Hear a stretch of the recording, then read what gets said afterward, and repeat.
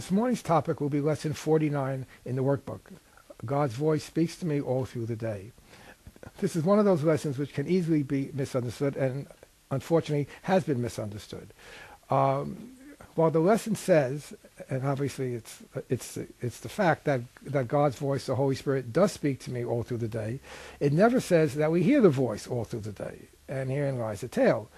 The problem is never what's in our right mind, which is where God's voice is. The problem is the static that's created or made by the ego, by the wrong mind.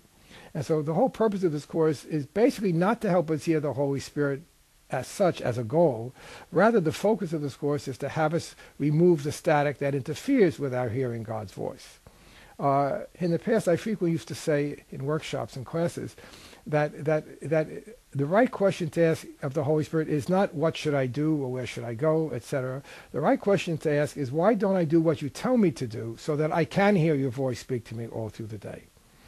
And of course what he tells us to do that kind of clears away the static of the wrong mind is to forgive, to give up judgments, to monitor our mind throughout the day for all the unkind thoughts, all the critical judgmental thoughts, all the attack thoughts, all the ways of justifying these attack thoughts and our angry feelings. And as long as we look at these and don't do something about them, which means look at them without feeling guilty, look at them with the purpose of bringing the darkness of these thoughts to the light of the Holy Spirit's forgiveness, these thoughts will remain. And if they remain, they serve as static. In chapter 24, there's a passage where Jesus talks about how the voice of specialness drowns out the Holy Spirit's voice. Right? And that's the whole point. That's why we are so attracted to our special relationships and our special addictions and our special loves and our special hates. Why we're so attracted to being dependent on other people to make us feel good, or we're so dependent on other people to make us feel good by virtue of their attacks on us. Because if they attack us, then they're the ones God will punish and we'll be off the hook. This explains very well that is true. If I allow myself to hear the Holy Spirit's voice of forgiveness, which is the voice of atonement, the atonement being the course term for the true principle of salvation that says the separation from God never happened, the separation from who I truly am has never happened, the separation I perceive between myself and all the other people in my life, that has never happened. It's only part of an idle dream that has had no effect.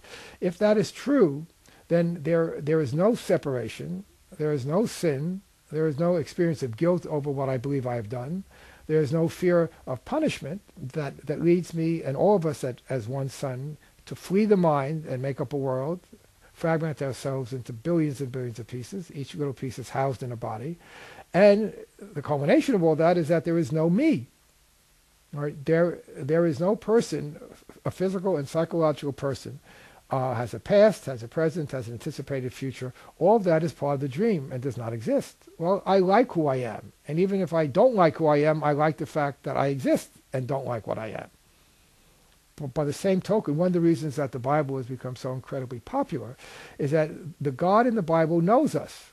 He may not like us. He may even try to punish us and on his worst days kill us, but at least he notices us.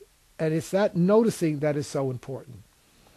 When Jesus tells us that we asked special favor of God and he did not grant it because that grant was alien to him, the request was alien to him, that is telling us that we wanted God to pay special attention to our individuality, to our differentiated self. And when God did not do that because he could not do that, we basically fired him and made of him an unloving God, i.e. the God of the Bible, the God who notices us, who created us as individuals, who counts the hairs on our head, etc. That God we like, even on his bad days, when he's very unforgiving and judgmental. So the problem is that we cherish the ego's voice and we cherish the ego's thought system. And we need to have this thought system as defense because God's voice indeed does speak to us all through the day. The problem is we don't hear it because we don't want to hear it.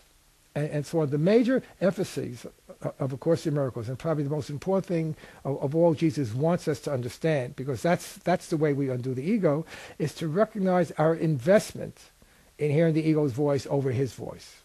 That is the motivation, number one, for being born into this world, again, as individual, physical, psychological entities. But it's the motivation behind every unkind thought, every special thought, whether it's special love or special hate. thoughts and experiences of people giving us pleasure or people and circumstances bringing us pain. All of these reenact the original moment when we, in effect, told God to get lost, that his love was not enough. And each and every moment we have an unkind, judgmental thought about anyone or anything, we are telling the ego, we are telling Jesus and the Holy Spirit, get lost. I'm not interested in your message of forgiveness. I'm not interested in hearing your voice. I want this voice instead. I want the voice that keeps me special, keeps me unique, and keeps me an individual. And it's in recognizing that motivation to hear the ego's voice that allows us finally to let it go, because we recognize how very painful that choice is. And why would I choose pain when I could have the joy of God instead?